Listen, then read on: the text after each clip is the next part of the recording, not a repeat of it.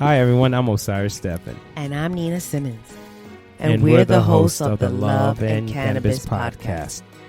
We started our podcast over a year ago to share our story of how we are helping our son manage the severe epilepsy with CBD oil. Aiden was diagnosed with epilepsy when he was just 2 years old. And each week we talk with medical professionals, parents, business owners, and other cannabis advocates. All of our guests are so inspiring, but this coming week, on Friday, we have a very unique guest. That's right, Nina. On Friday, October 23rd, we sit down with Bruce Linton, the former CEO of Canopy Growth Corporation and one of the true cannabis titans. Bruce has done so much to improve the lives of so many people, and we are honored that he took time out to talk about the future of cannabis with our listeners. We hope that everyone will tune in on October 23rd to hear a special interview with Bruce Linton on the Love and Cannabis Podcast.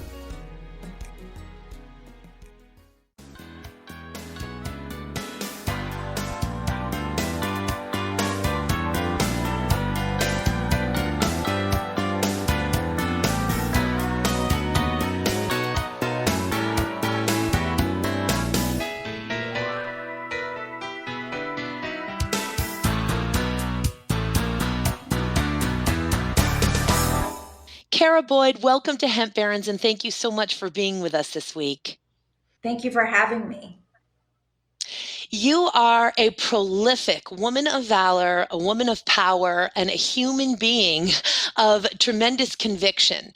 The amount of work that you have accomplished and that you continue to accomplish with a number of populations within the minority and people of color demographic is truly phenomenal.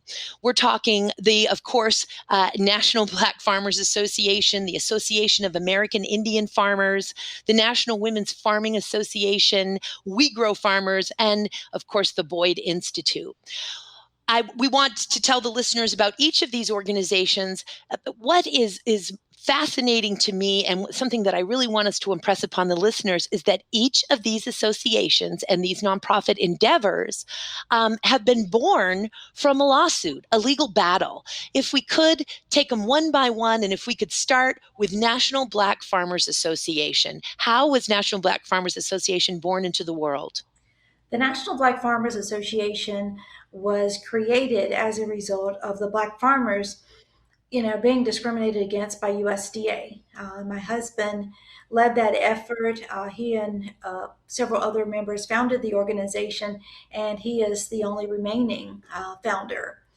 And that was in the early 1990s. He actually received a settlement after having several pages of findings of discrimination, racial discrimination from USDA.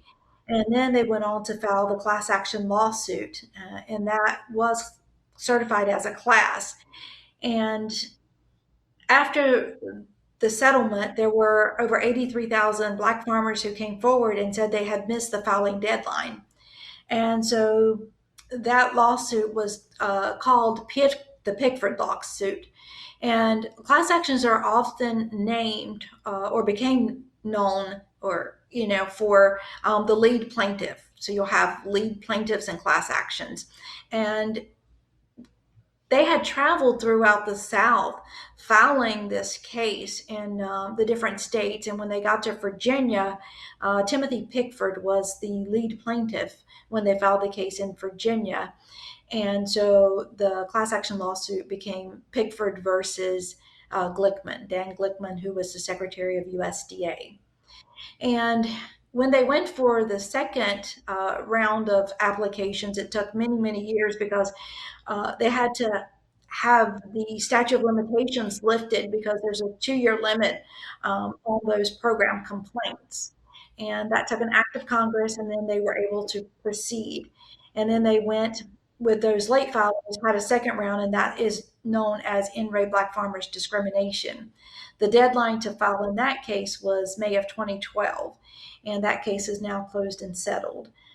So that was the Black farmers discrimination case. And, after 2 settlement agreements, you would think that USDA would be doing better. There are some improvements, but there's still much more to be done. And what I can say is, as a result of the discrimination cases and all the findings, no one was ever fired or reprimanded. So it makes which is outrageous. Yeah, that the culture is still there. The Pickford case, of course, is within the movement a groundbreaking, precedent-setting case, and it is amazing to me. And my hope is that we'll be able to continue to throw that case, those findings, that order, the set of facts within that case, which I just think are so egregious. It needs to continually be educated and put forth into the public's awareness and the public's consciousness. And we're seeing a lot of mentions you probably recently saw a great article that came out last month, Hemp Farming While Black. And then, of course, and Leah Penniman, among many others, were featured in that article. She wrote, of course, Farming While Black. And we're starting to see more mentions of the Pickford case reemerge, I think, in the public consciousness. But that the education that needs to go on what the history is here, and the fact that, as you say, underscoring that the remedial action that really was the intent of the order of that case has not been yet realized. Definitely. And so what my husband realized as they were moving forward with the black farmers case, that if this had happened to the black farmers, it probably happened to the other minority farmers. And so when they wrote the statute of limitations, they included the other races, the other minorities. So it wasn't just solely for African American farmers. And so they went out and they found the other plaintiffs, and the Native American case became known as Keepsiegel. And Mr. Keepsiegel became ill, and his name's George Keepsiegel, and his wife Marilyn Keepsiegel took over, and they were class representatives. And those are the things that, as I think they moved forward with the class action, and they learned, like they say, hindsight is 20/20, that they actually had class representatives, where the black farmers case didn't have, quote, named class representatives. And so by the time they got to the women's case, which is Love versus Vilsack, and the Hispanic case, which is Garcia, which was named after Lupe Garcia, versus Vilsack, those two cases were settled voluntarily. They were never certified as a class. And they used the same pay structure to basically do a voluntary settlement with those farmers. However, the review process, left a lot to be looked at, because very few women actually were successful through that claims process.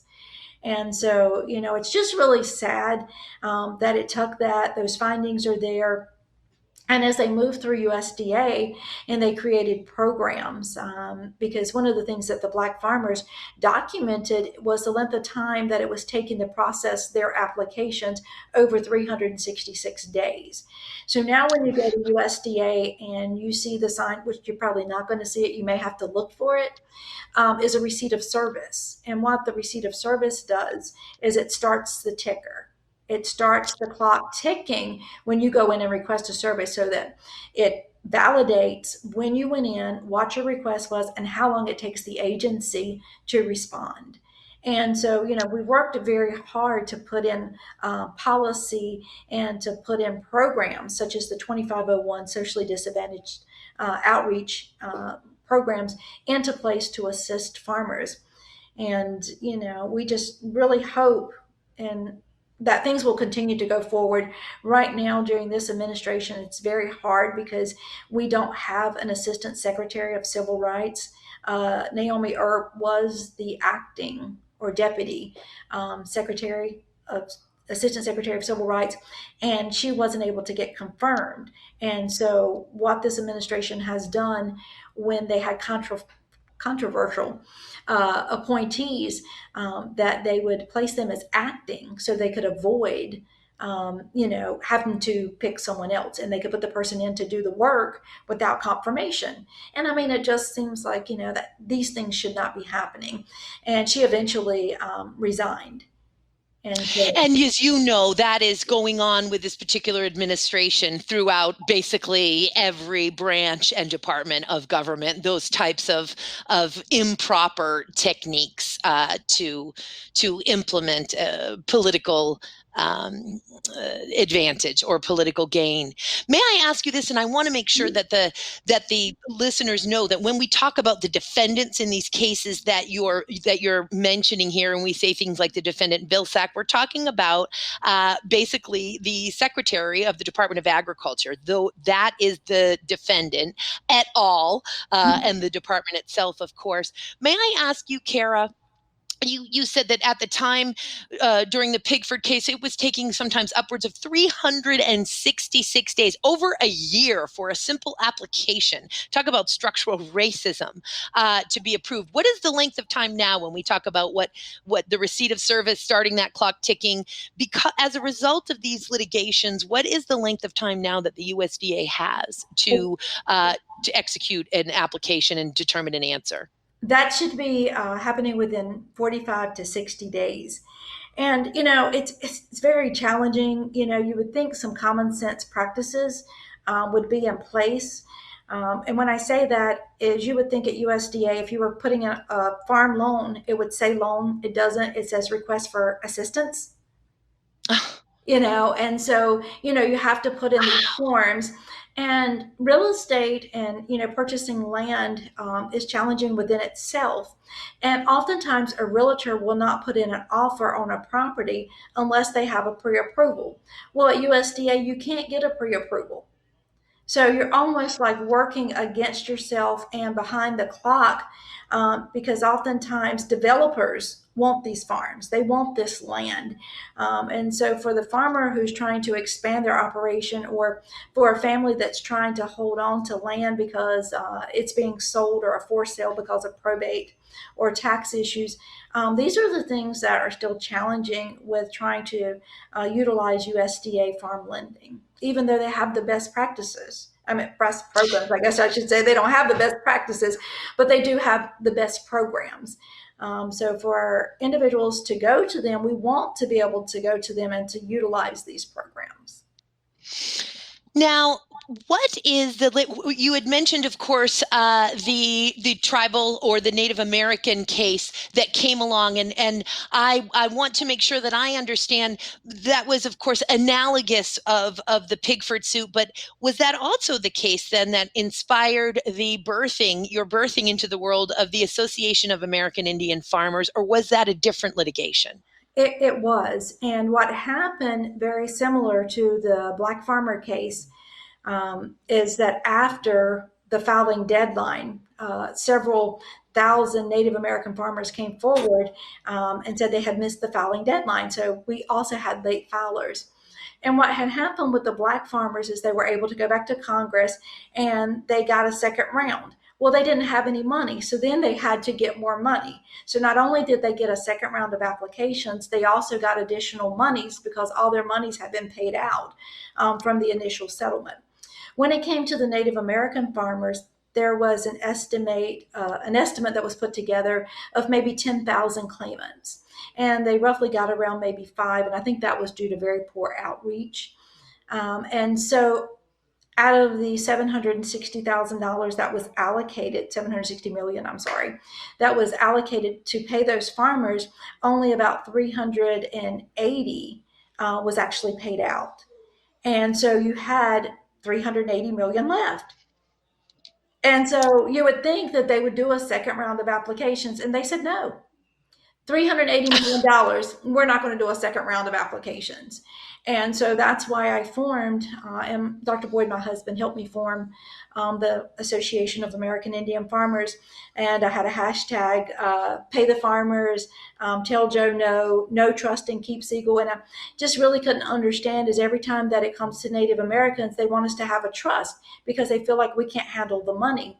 So they wanted it to be like in this perpetual fund. So they were going to put this because the interest was growing on these monies. So by the time we were going through the appeals court, it was over 400 million. And so they wanted to create this Keep Siegel Trust, and they wanted to loan it back out to the farmers, create CDFIs and, fund institutions. And I'm like, how can that be when they aren't the ones that have been discriminated? The farmers were discriminated. The farmers lost the land. The farmers lost their farms and their trucks, and they struggled. And they could use this money, to regain some of those things and to build their operations. And I lost. The money went into the trust fund. It's known as the Native American Agriculture Fund. And what really bothered me is because it was almost as if the fox was now, watching, setting up in the hen house, in the straight hen out house. in the hen house. Yes, because Jamie Hipp, who was the appointee for the Office of Tribal Relations at USDA, left USDA, went to a university, and became the point of contact for Keep Siegel Class Council. Wow. Okay. So, and it was like, follow the money, and then she becomes the chair of this organization. And of course, of the Native American Agriculture. Yes. And I apologize. What is the full name of that? The Native American Agriculture Fund. Sorry, I knew it was Finance Fund. Yeah. So she becomes the overseer of the Native American Agriculture Fund. Yes, and it was so heartbreaking because we had Marilyn Keep Siegel, who's on the stand there before Judge Sullivan. And she's telling him that she feels like she has a gun on her signing this. She does not want this trust fund.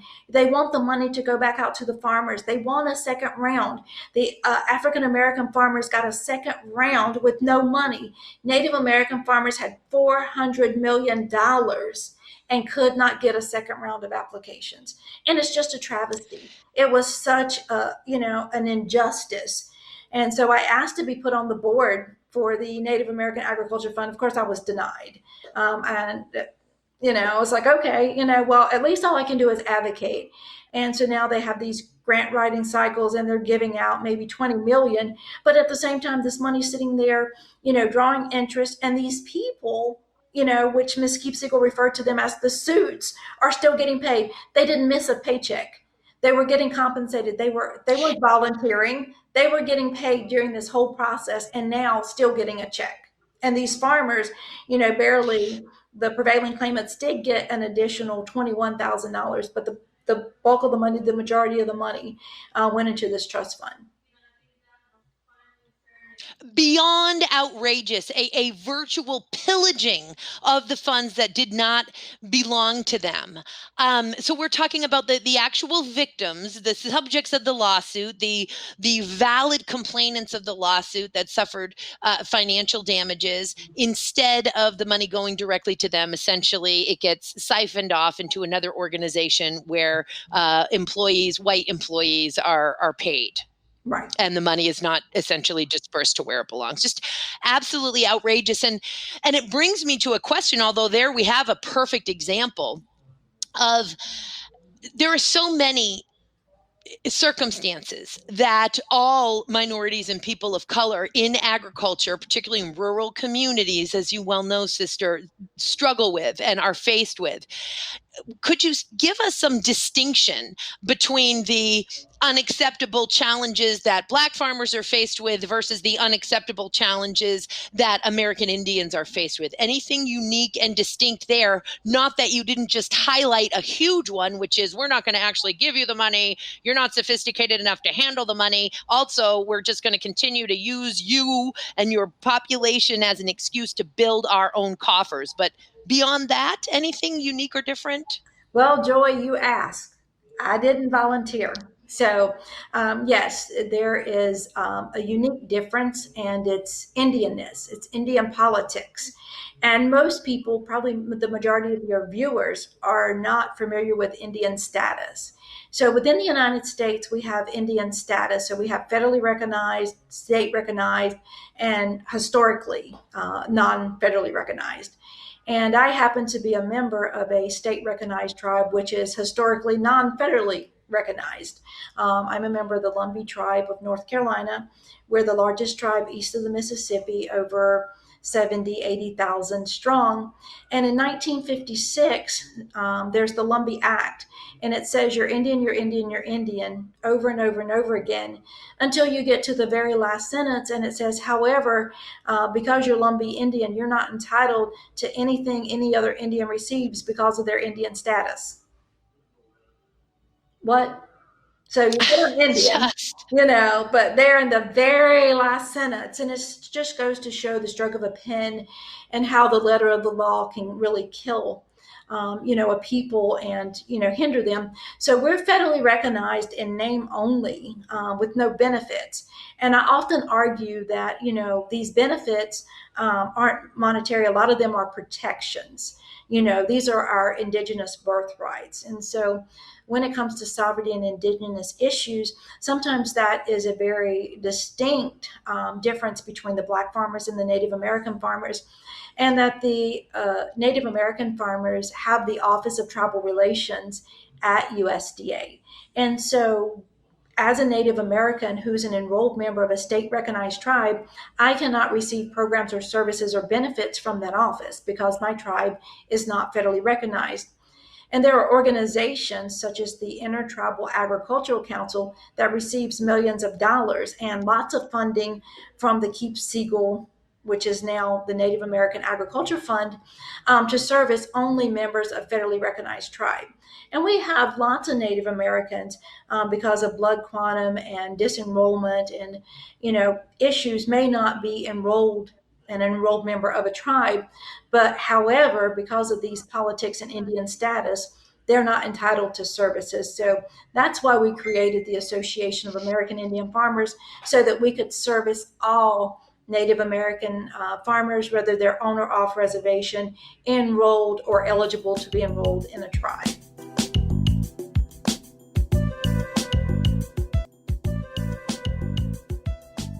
Are you looking for a career change? I'm Carson Humiston, the founder of Angst, the cannabis industry's largest hiring platform. I'm so excited because on October 21st and 22nd, we are hosting the cannabis industry's first virtual hiring event. It's 2 days of great speakers, networking, and most importantly, jobs. We have over 50 cannabis companies all across the U.S. hiring for more than 500 positions. This is the place to go to find your next job in the cannabis industry. To sign up, visit Vanks.com.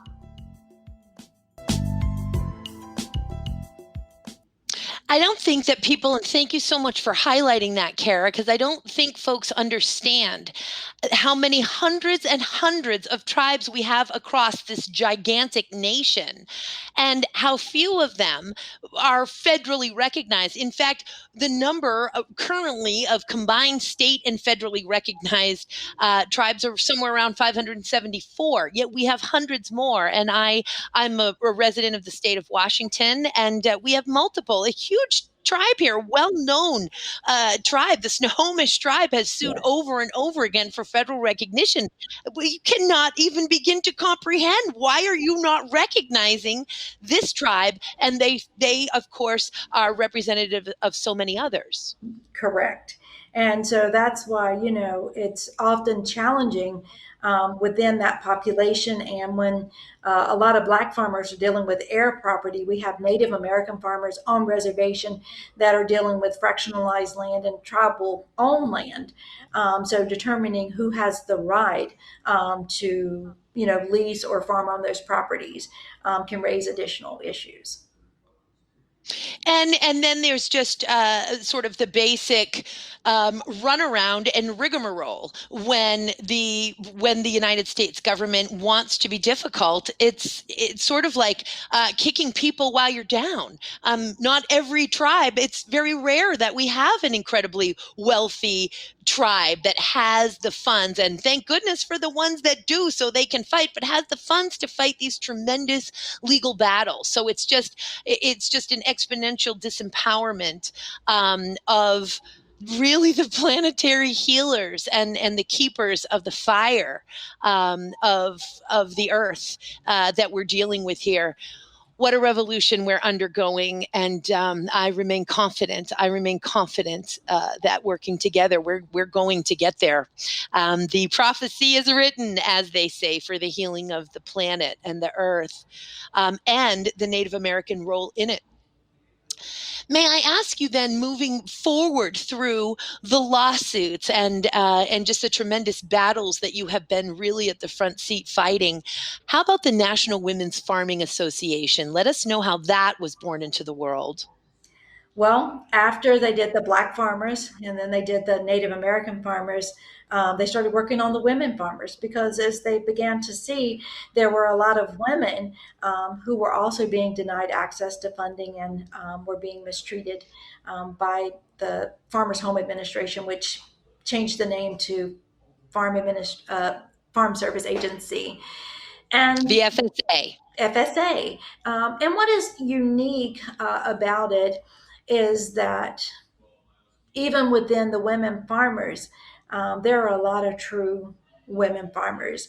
And sometimes, it's difficult if there are husbands who maybe are more active and actually found a way to navigate through that system by putting businesses in their wives' names in order to receive that preference or that, meet those criterias. But for those women farmers, the struggle was real, and Love versus Vilsack actually, was voluntarily settled. And what happened, and I'm just going to speak very candidly, when the opportunity came back around under the women and Hispanics, so they ended up combining the cases. So they combined the women and the Hispanics into what is known as the Women and Hispanic settlement. And whoa, it was a very short lived, and like I said, just the number of cases that prevailed would show you that, there were just thousands that were thrown out. And the reason being is that one lady writes me, and she writes me often, and she really received a letter, and they told her, well, you should have filed under the Black farmer. She was an African American lady. And they told her because she was Black, she couldn't file under the women's lawsuit, that she should have filed under the Black farmers lawsuit. And I just thought that was the most egregious, explanation. Ouch. And, it's, what do you do? And so, I have to say to these individuals who didn't prevail in the class action cases, not to give up, to keep going back. And, it was really never about $50,000. That was a settlement. But the monies that are available at USDA, whether it's, rural development, 502 housing program to buy a home with no money down, if it's a scholarship, if it's a farm ownership, can far exceed the $50,000 from that settlement. And so, we're still going to fight on, and we don't think that, things are always fair in life, but, we're going to keep being persistent. And even when you look at the agriculture census. And let me ask you this. So, and were there any circumstances that were unique or different in that combined? And I'm trying to wrap my head around why they combined that. Obviously, there were some similar causes of action. Was there anything different? And could you give our listeners and me, you're such a brilliant source here of information, some of the main causes of action, although, unless they're just so obvious that I could actually say them, like denying loans, taking too long to answer applications. That was it. They were exactly the same. They were the same findings. Farmers had the same documentation. Things were happening to them. And it's really sad because Lupe Garcia, we honored him at our conference in 2014, and he passed away before ever even receiving a settlement. And so these are the things that really just, touch your heart. And, when things get tough, you kind of think about all the ones that have gone on. And we think about, Martin Luther King, we think about Malcolm X, but I think about Lupe Garcia. I think about a John Boyd. I think about a George and Marilyn Keepsiegel and a Miss Love who, stood up against the Department of Agriculture, because oftentimes people think of USDA as an agency, but it's not. It's a department with over 16 agencies. And if you don't know where to go and what to ask, you just kind of never get anywhere. You keep running into all of these, closed doors. And those are the things that the organizations that I work with and that my husband and I founded, strive to overcome so that we can open those doors. And we were very passionate. Dr. Boyd served on the National Hemp Association Board of Directors for many years. And then when Virginia legalized the growing of hemp, we got a license and we've grown hemp and, been a very strong advocate and even fighting for the farmers out in California when we learned that they couldn't apply for USDA programs. And to me, a farmer's a farmer. And if he's growing tomatoes or hemp or bell peppers, it's a commodity, it's a crop. And that crop should not change access to programs and funding. Not even a little bit, particularly post 2018 Farm Bill, when hemp and its derivatives, and even including THC derived from hemp, have been completely removed from the Controlled Substances Act. And of course, we're dealing with that and hoping very much for the Safe Banking Act to pass. We're going to have to see what happens this election. And let me ask you this. Let's talk now then about the Boyd Institute. What sort of services and resources and I don't think you folks provide any products, but you actually very well may. Please tell us about the Boyd Institute. Well, Boyd Institute was actually founded, and it was at the St. Paul College in Lawrenceville, Virginia. And that HBCU has since been sold. And so Boyd Institute is now at home with the National Black Farmers Association. But they've had campuses at Denmark Tech and other universities, HBCUs. And it revolves around providing more community development. So it really takes some of our work outside of just agriculture. So it allows us to address other issues. And just recently, last year, we formed Minorities in Agriculture, MIA. We figured if we're missing in action, that's kind of where it's been.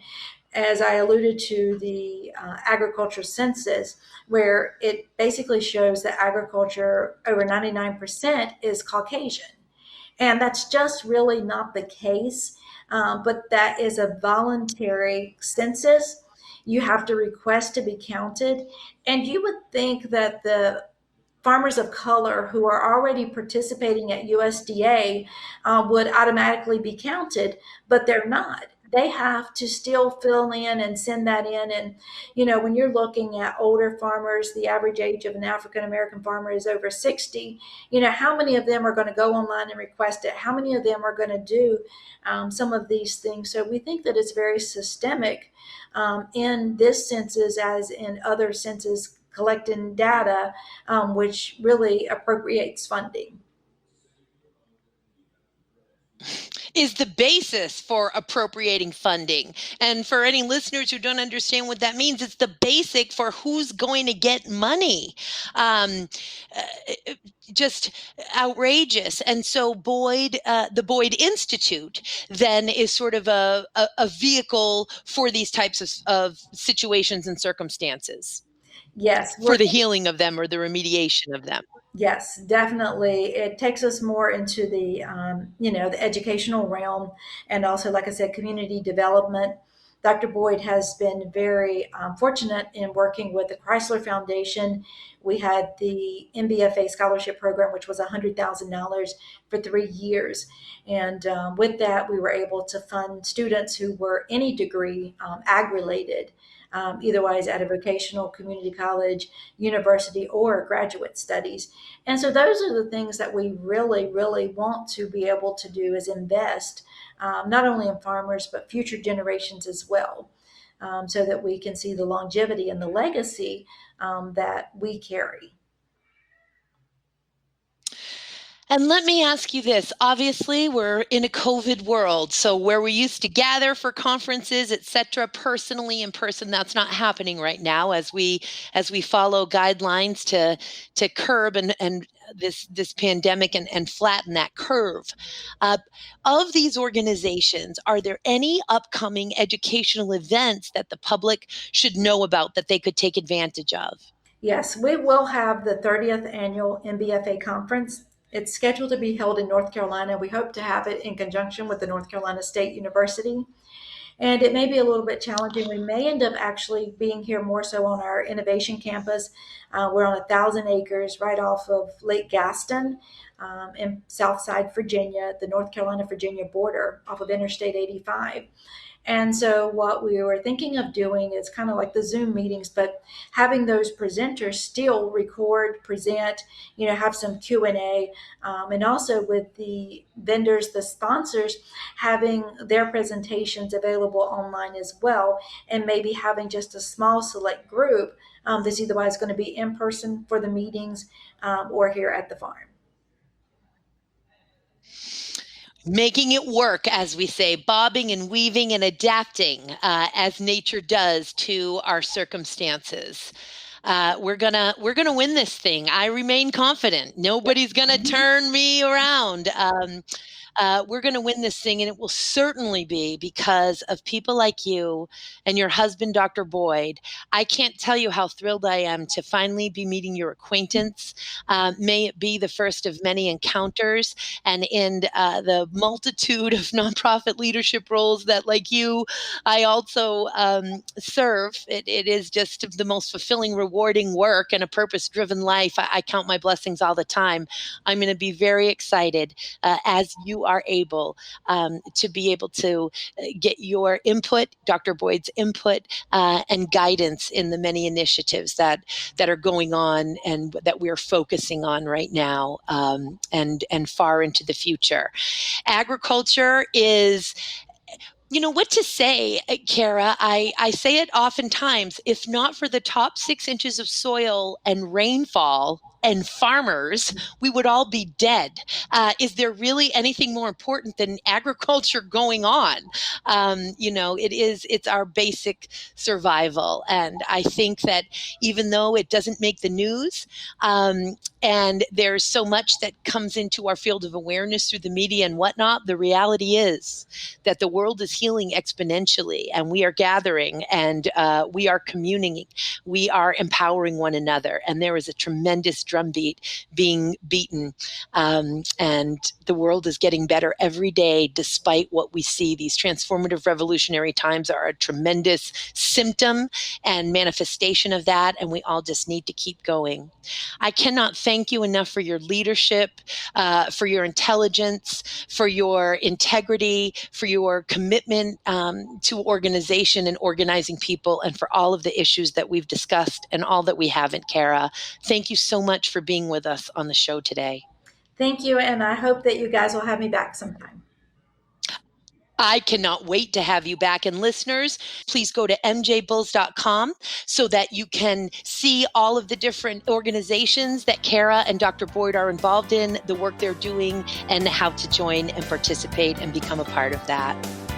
Until next time, Kara, sending you my highest. Thank you so much.